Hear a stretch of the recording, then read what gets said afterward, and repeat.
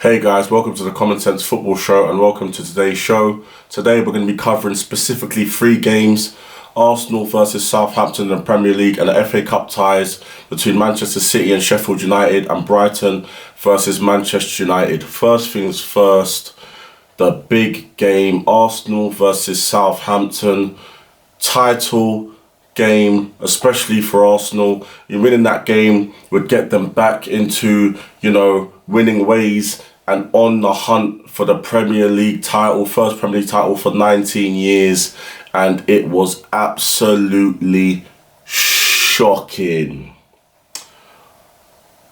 Words can't describe. I gave Arsenal a bye. Liverpool blowing a 2-goal lead, I gave it a bye. West Ham, I was shocked. But this game, 3-3 draw, losing for most of the game, getting the equalizer in the ending moment.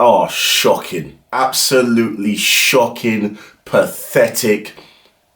Do you want to win the league or not, Arsenal? Because if you don't win the league, me and a lot of men are going to get bantered. So I beg, win this league, 2-0 down to Southampton. The goal coming inside a minute, similar to the goal that they conceded against Bournemouth.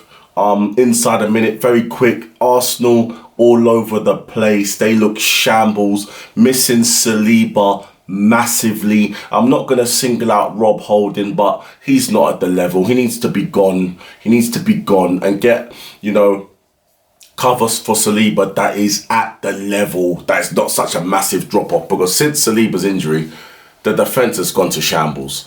Arsenal did show some fight. They did show some fight, coming back 2-1, then it was 3-1, and then Arsenal scoring 2 late goals, I believe. Martinelli, Odegaard and Saka with the goals. It was just shocking.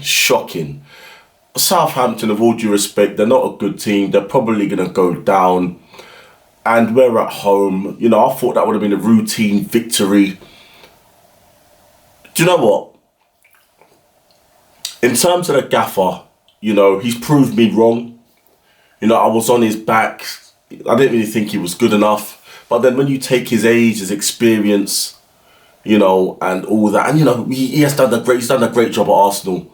He's been strong and firm and fair. He's changed the culture. He's brought a winning mentality. No matter what happens this season, Arteta's done a fantastic job.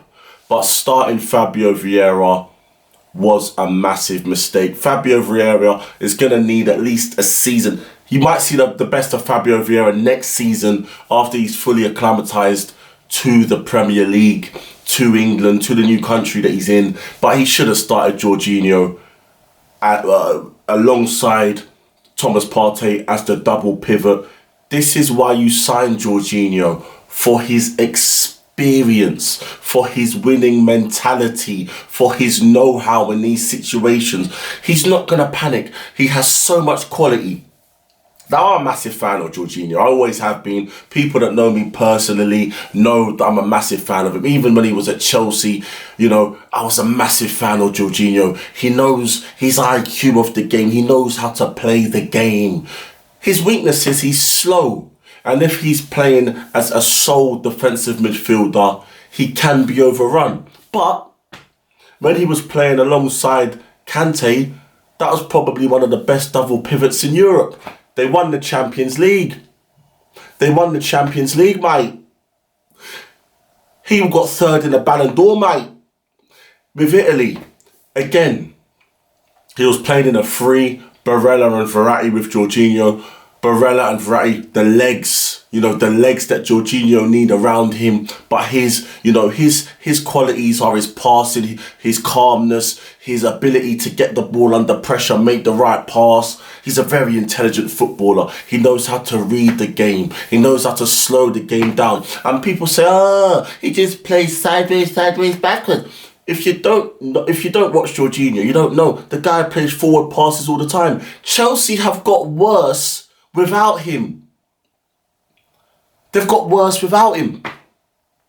Jorginho plays forward passes all the time. He's a deep lying playmaker, like a Xabi Alonso, like an Andre Pirlo. Maybe not to their level, but he did get third in the Ballon d'Or a couple of years ago. So he must be doing something right, and he has won everything. Well, he hasn't won a Premier League, but he's won Europa League, Champions League, European trophies. Oh, come on, mate. He's a winner. He's a winner, mate.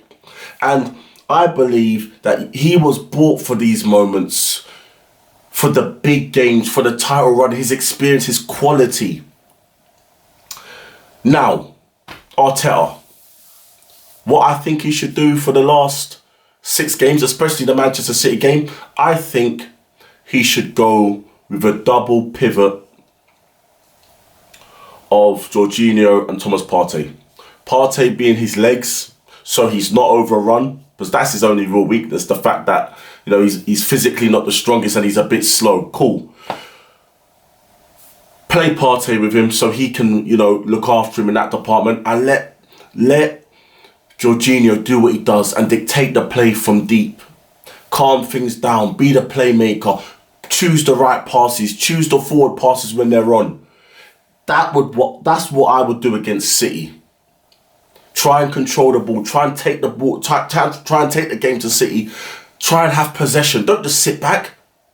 You need the extra protection, so the 2 DMs are good, but one destroyer, Partey, and one playmaking DM, Jorginho, would work a treat. Chelsea had success with it, with Kante and Jorginho, so let's try and implement that. I've not seen Jorginho and Partey play together. Let's try it. We've seen Xhaka and Partey play against City. It don't work, mate.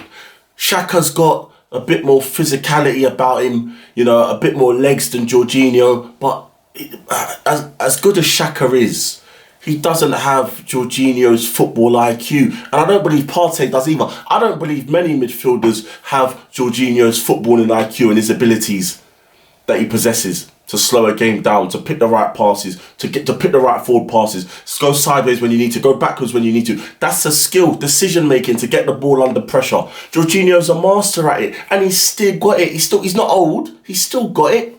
Use his experience in this title running. That's what I would do. A Jorginho and Thomas Partey double pivot. Xhaka's been amazing this season. Fantastic. Best season up in an Arsenal shirt. But maybe for this game, we need to try something different. And that is a Jorginho and Partey double pivot with Odegaard playing in front of them as the 10. And the front three is going to pick himself. Saka on the right, Martinelli on the left, and Gabriel Jesus up front, even though I would probably play Trossard instead of Saka. So back to the game at Southampton. Arsenal showed fight. That point, sort of made a little bit of a gap. But really, for Arsenal to win this league, they need to win their last games, basically. They need to beat Manchester City at the Etihad, and they need to go on a run and win their last 5 games. And I do believe if they beat Manchester City at the Etihad, that will give them the confidence and the belief to go on the run that they need to do to secure this Premier League title. But Arteta needs to make the right decisions. We're going to have the defence we're going to have. I don't think William Saliba's going to be fit for the game, so Rob Holding's going to play there. Get behind the lad. Like I've said before, I do believe Saka's overrated. He does go missing in big games, but even when he goes missing, he does come up with goals and assists. So if he can do that against City, all power to the lad. Gabriel Jesus will have to be Gabriel Jesus and try and make things happen. And Martinelli down the left-hand side, full of energy, full of endeavour. And it's got a goal and an assist in him. And if Arsenal play to their fullest capabilities and the gaffer chooses, he's brave enough and, he's watching tape and he's studying and he's doing, he's talking to his coaching staff. Hopefully they're seeing what I'm seeing, and they're seeing that playing Jorginho with Partey as a double pivot would be the best thing going forward for Arsenal, even if Granit Xhaka is available. Let's use Jorginho's strengths in this title run. His strengths and his experience and his winning mentality. But, you know, back to the game. Disgusting, despicable, not acceptable whatsoever. These players need to have a real hard look at themselves and say, you've still got a title in your hands. Do you really want this, lads? They showed some fight to come back, but my goodness, it was Southampton at home. They shouldn't even have been in that position anyway. Completely pathetic. Now, get yourselves up, chins up, and go and beat Manchester City at the Etihad. And that will give you the confidence to go on the final run of the season and bag this Premier League trophy, mate. 6 games. Win the last 6 games. But this City one's vital. Then a gaff for us to make the right decisions and choose the right team. Can't be choosing a man like Fabio Vieira. He ain't ready yet. Jorginho's ready. Jorginho, he's played hundreds of these games. He's got the experience. He can cope with the pressure. Nothing's going to faze him. So I've still got my fingers crossed. I'm still hopeful that Arsenal can secure this Premier League title. At least go on a run. At least go down swinging. Come on, Arsenal. I believe in you. We believe in you. The FA Cup games, which was Manchester City versus Sheffield United, routine. Manchester City are into the finals of the FA Cup. I did predict that Brighton would beat Manchester United. They were the better team on the day. Manchester United were holding on. I believe if Maguire would have played that game, that they would have lost. But Ten Hag played centre-back partnership of Luke Shaw and Victor Lindelof in the centre, with Dalot on the left, I believe, and Wan-Bissaka on the right. Manchester United were pretty jammy. Brighton were the better team. They created the better chances. There was an embarrassing dive by Marcus Rashford. Absolutely embarrassing.